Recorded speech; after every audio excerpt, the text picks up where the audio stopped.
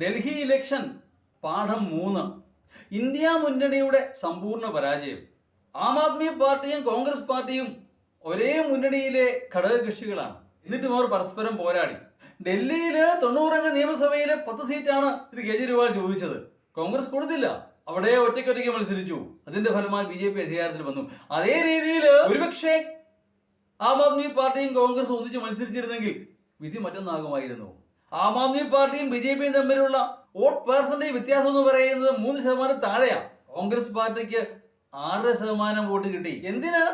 മഹാപരാജയം ഏറ്റുവാങ്ങി കേജ്രിവാളിന്റെ മണ്ഡലത്തിൽ പോലും കോൺഗ്രസിന്റെ സ്ഥാനാർത്ഥി ശ്രീ ഷീലാ ദീക്ഷിതിന്റെ പിൻഗാമി നിസാരമല്ലാത്ത വോട്ട് പിടിക്കുകയുണ്ടായി. ആ വോട്ട് കൂടി അരവിന്ദ് കേജ്രിവാളിന് കിട്ടിയിരുന്നെങ്കിൽ തീർച്ചയായും കേജ്രിവാൾ ജയിക്കുമായിരുന്നു. അങ്ങനെ മറ്റു പല മണ്ഡലങ്ങളിലും ഒരു 1000-ൽ താഴെ വോട്ടിന് ജയിച്ച പല സ്ഥാനാർത്ഥികളുമുണ്ട്. അപ്പോ ഒന്നിച്ചു നിന്നിരുന്നെങ്കിൽ ഈ വിധി ഇങ്ങനെയാകുമായിരുന്നില്ല. അടിസ്ഥാനപരമായ കാരണം എന്ന് പറയുന്നത് ഇന്ത്യ മുന്നണിയിലെ ഏറ്റവും വലിയ കക്ഷിയായ പ്രതിപക്ഷത്തിലെ ഏറ്റവും വലിയ ശക്തനായ നേതാവായ ശ്രീ രാഹുൽ ഗാന്ധിക്ക് ആ ഘടകകക്ഷികളെ എല്ലാം ഒന്നിപ്പിച്ചു കൊണ്ടുപോകുവാൻ കഴിയുന്നില്ല എന്നുള്ളത് തന്നെയാണ്. ശിഥിലമായ പ്രതിപക്ഷമാണ് BJPയുടെ ശക്തി.